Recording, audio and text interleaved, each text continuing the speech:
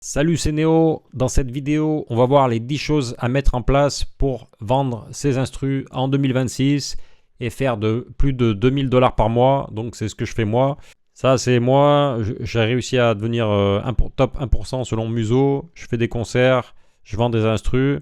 J'ai fait plus de 2000 $ par mois entre BeatStars, YouTube et le publishing. Après aussi des concerts. Donc le premier point qui est la base, c'est vraiment important d'avoir ce point-là au point, c'est avoir un niveau de production solide. C'est-à-dire que votre production, vous devez avoir des sons qui sont actuels, pas avoir des vieux sons, des vieux drum kits d'il y a 10 ans. Être bon, avoir un bon mixage, que la personne n'ait pas besoin de remixer vos morceaux, de les retoucher. Moi, j'ai plein de morceaux que j'ai placés et même des artistes genre Ornette La Frappe, et le son, l'instru qu'il a utilisé, c'est l'instru de YouTube, le MP3. Donc c'est super important que ça soit déjà bien mixé parce que il y a des artistes, même des artistes connus, qui vont prendre le MP3 sur YouTube, qui vont faire le morceau dessus et après qui vont pas avoir envie même de retoucher, de refaire un mixage après avec les stems. Donc c'est important que votre mixage soit parfait. Si le son est pas bon, il y aura un moment où la personne va écouter, elle va dire ouais j'aime bien l'idée, mais ça va pas l'enchanter. Et c'est même possible après qu'elle fasse refaire l'instru par un autre beatmaker et qu'en gros vous fassiez voler votre instru directement. Voilà. Le point numéro 2, c'est les structures. C'est un truc que je vois beaucoup. Des structures qui sont trop compliquées, qui sont pas standards. La personne, le rappeur qui va essayer de chanter dessus, il va rien comprendre et donc ça va le perturber. Aussi des progressions, par exemple, des progressions qui avec une mélodie par exemple qui se répète pas, qui ça change tout du long. Donc ça va aussi empêcher le rappeur de pouvoir se concentrer vraiment sur ses mélodies à lui, sur ses paroles. Donc c'est pas bon. Il faut vraiment simplifier la vie au rappeur. Et lui, si c'est simple, il écoute la mélodie et il comprend l'instru.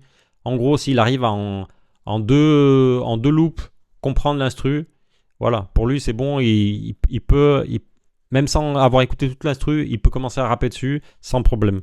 Si ça va changer toutes les 30 secondes, ça va changer, ça va partir sur un nouveau délire, c'est pas bon. Le point numéro 3, c'est faire la différence entre les vues et les ventes.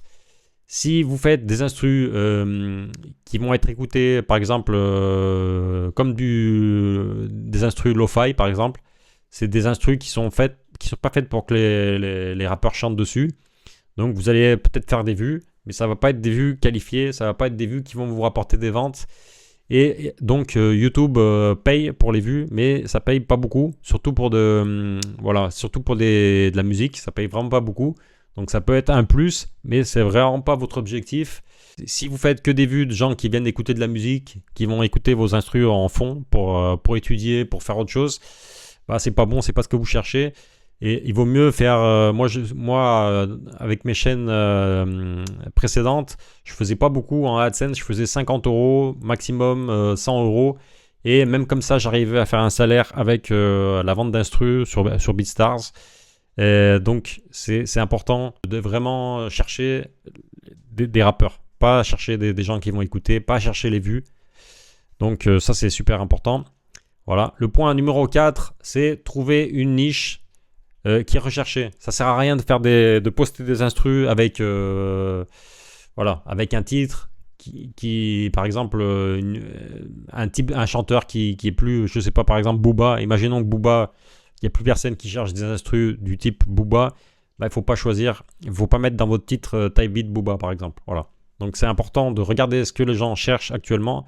Ça veut dire souvent en fait la même instru que vous allez pouvoir l'utiliser sur plusieurs niches. Ça peut être une niche de type beat française. La même niche, la même instru, vous allez pouvoir la poster sur une niche plus internationale, par exemple pour l'Italie, pour l'Allemagne. Donc, l'important, c'est de voir un marché qui correspond à ce que vous recherchez. Par exemple, si vous voulez faire des placements en France comme priorité, bah, il faut regarder ce que les rappeurs cherchent en France comme type beat. Et ça, vous pouvez, c'est facile de chercher par exemple avec vidIQ, ou même juste en tapant sur YouTube, regardez sur les 30 derniers jours ce qui marche, et ça vous donnera une idée de ce qui est recherché. Ce qui fait des vues, en gros, c'est ce qui est recherché. Voilà, tout simple.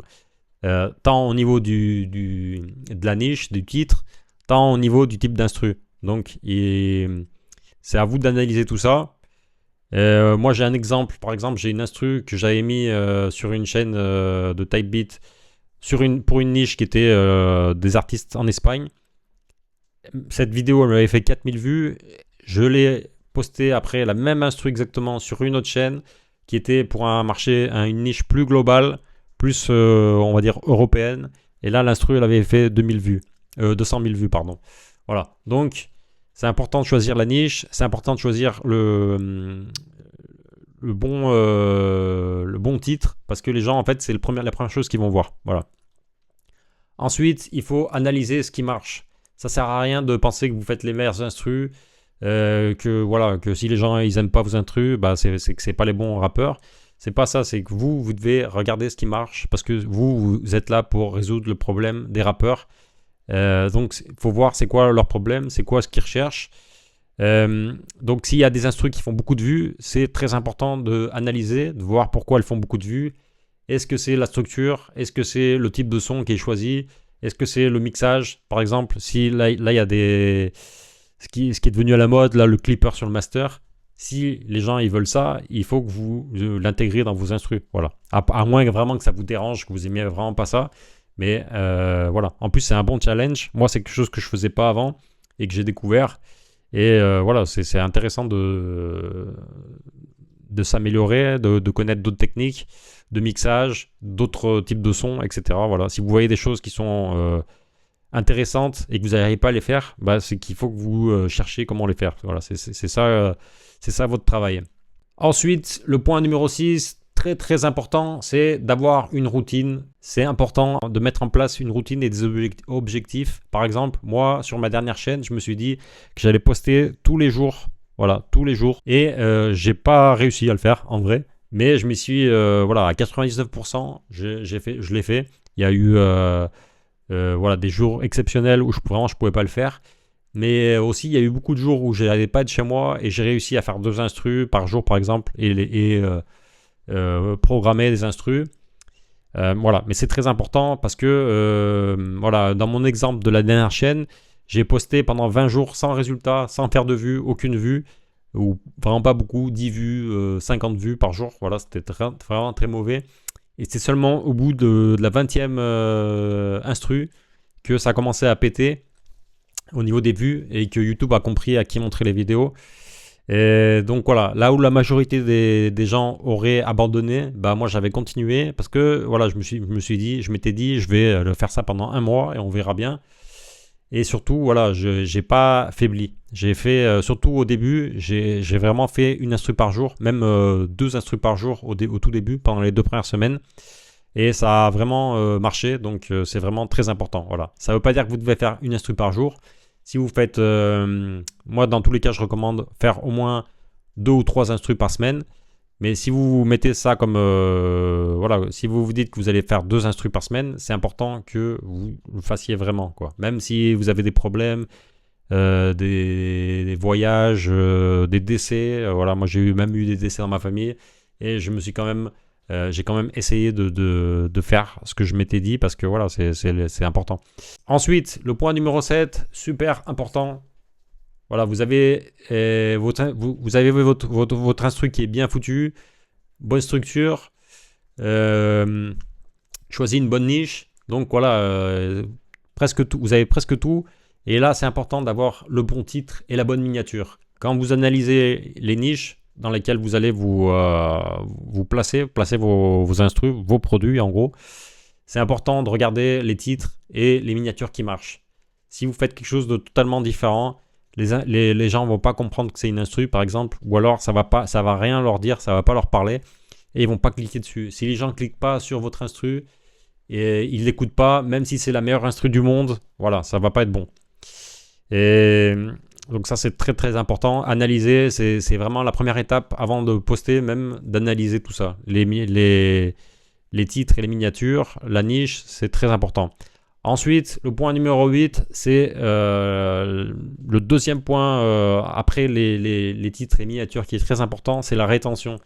Si les gens voient votre titre, la miniature, ça leur parle, ils cliquent dessus, mais l'instru, c'est pas du tout ce qu'ils s'attendaient, c'est possible qu'ils restent même pas 2 secondes sur votre instru et ils partent. Et ça, c'est très mauvais parce que ça va envoyer un message à YouTube en disant que voilà, votre vidéo elle est nulle. Et YouTube va pas la montrer. Il y a un moment où ça va monter. Au niveau des impressions, ça va augmenter. Ils montrent à 1000 personnes. Et au bout d'un moment, quand ils voient que ça marche pas, ça va bloquer. Ça va rester à 1000 et c'est foutu, quoi. Là, vous pouvez plus rien faire. Donc, c'est où que l'instru, elle a déçu les gens. Voilà. Donc, peut-être qu'elle n'est pas au niveau, ou alors peut-être que vous êtes trompé au niveau de la niche. Ou elle attire pas la bonne audience. Voilà. Si vous mettez un titre qui a rien à voir, vous mettez Drake Type Beat et après c'est du boom bap par exemple, bah voilà, vous êtes un peu en train de mentir et donc les gens vont être déçus et YouTube va plus montrer votre vidéo. Voilà. Donc c'est important de choisir la bonne niche, envoyer la bonne instru, choisir le bon titre, etc. Et que ça donne vraiment que ça parle, ça dise la vérité en gros. Les gens, quand ils vont cliquer dessus, vraiment que ça va être ce qu'ils s'attendent. Et après, si tout le reste est bon, la production, la structure, etc., bah ça peut que marcher. Voilà. Ensuite, le point numéro 9, qui est très important aussi, parce que voilà, vous êtes arrivé jusqu'à là, vous faites des bonnes instrus, etc. Mais il faut toujours garder un œil sur la concurrence, les gens qui sont sur la même niche que vous.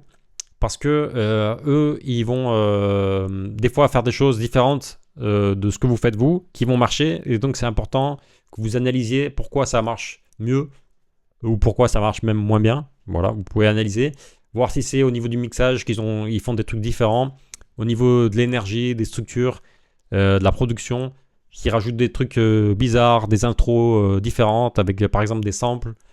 Ou alors des vieilles musiques samplées, etc. Ça, il faut analyser, parce que si ça marche, encore une fois, ça veut dire que les rappeurs, ils cherchent ça. Donc, c'est important de voir. Et si vous voyez, par exemple, qu'il y a une type d'intro qui marche chez un concurrent, vous pouvez tester sur une instru à vous et voir si ça marche aussi. Voilà, c'est possible que ça marche. Donc, c'est important d'analyser et d'exécuter, voir si ça vous rapporte des résultats. Voilà. Ensuite, le dernier point, le plus important, c'est vous êtes arrivé jusqu'à là, votre chaîne marche, vous faites un peu de sous, vous vendez des instrus, vous faites du AdSense, c'est très bien, mais vous ne savez pas qui utilise vos instrus. Voilà. Déjà sur BeatStars, vous allez avoir le nom de la personne, mais c'est pas le nom de l'artiste, donc vous savez pas où ça termine. Des fois, il y a l'artiste qui va vous contacter sur Instagram. Donc voilà, là, vous allez savoir. Mais en général, c'est très dur de savoir où terminent vos instrus. Et aussi, il y a beaucoup de gens qui vont prendre vos instrus et pas payer. Des fois, ils vont même couper l'endroit où il y a votre tag. Ils vont faire n'importe quoi. Ils vont augmenter le pitch. Ils vont baisser. Voilà. Moi, j'ai eu tout. Et il y a même des gens qui vont recopier l'instru. Donc c'est important de contrôler qui utilise vos instrus. Et c'est pour ça que moi, j'utilise Search My Beats. Donc c'est moi qui ai développé cet outil. Ça permet de rechercher qui utilise tes instrus et voir après si c'est des gens qui ont des licences ou pas. Donc là, en ce moment, il y a 2 recherches gratuites offertes. Voilà, je ne sais pas combien de temps ça va durer, mais profitez-en. Et après, vous avez des plans, donc selon vos besoins. Donc je vais vous montrer un peu comment ça marche. Donc voilà, vous avez ici, vous uploadez vos instrus avec le lien, avec le MP3 ou alors avec le lien. Et ensuite, quand vous recherchez, ça va vous donner des résultats. Voilà. Vous recherchez ici, vous cliquez sur Search Now, ça va rechercher et après ça va vous amener sur les résultats. Et là, vous pourrez écouter votre instru et écouter les résultats, voir si c'est votre instru. Donc là, oui, c'est bon. Parce que des fois, il y a des faux positifs, donc c'est pas les mêmes. Voilà, ça c'est toutes les mêmes, c'est tout correct. Et donc là, vous allez pouvoir changer le statut, voir si c'est des gens qui ont payé ou alors qui n'ont pas payé. Donc vous allez pouvoir les contacter. Et après ici, vous avez le follow-up. Donc quand vous changez le statut, Ils vont apparaître ici et vous allez pouvoir mettre le Instagram de la personne quand vous l'aurez trouvé, mettre une date pour le faire un follow-up. Voilà, si vous avez contacté la personne, vous lui avez dit oui, il faut acheter et voir si après elle a acheté la licence ou pas. Et donc si jamais elle n'achète pas, après vous pourrez voilà, envoyer un claim à YouTube et à Spotify. Et donc voilà, ça vous permet, ça vous permet voilà, de faire un suivi. Sinon c'est vraiment impossible. Moi je faisais sans suivi avant et c'était vraiment dur après de comprendre qui a acheté la licence ou pas. Et donc voilà, ça m'aide. Mais c'est important de contrôler parce qu'il y a beaucoup de gens qui vont utiliser vos instrus sans payer. Et donc c'est important. Après, il y en a beaucoup qui vont comprendre, vous leur expliquez, ils vont comprendre qu'il faut la licence. Et après, ou ils vont plus utiliser vos instrus, ou ils vont acheter la licence. Donc voilà, c'est bien. Et ici, vous avez des guides. Ils ne sont pas encore en place, mais il y aura des guides pour comment faire justement le claim sur YouTube, sur DistroKid et Spotify. C'est ce que vous allez faire le plus régulièrement. Mais voilà, c'est très important de faire ça. Donc voilà, c'était les 10 points vraiment essentiels. Si vous faites ça, moi je vous garantis que vous allez pouvoir faire des sous avec vos instrus et arriver comme moi à vivre du Typebeat. Dites-moi dans les commentaires si vous arrivez déjà à avoir des revenus réguliers grâce aux ventes d'instrus. N'oubliez pas de liker la vidéo, de vous abonner et on se voit dans la prochaine vidéo. A plus, ciao!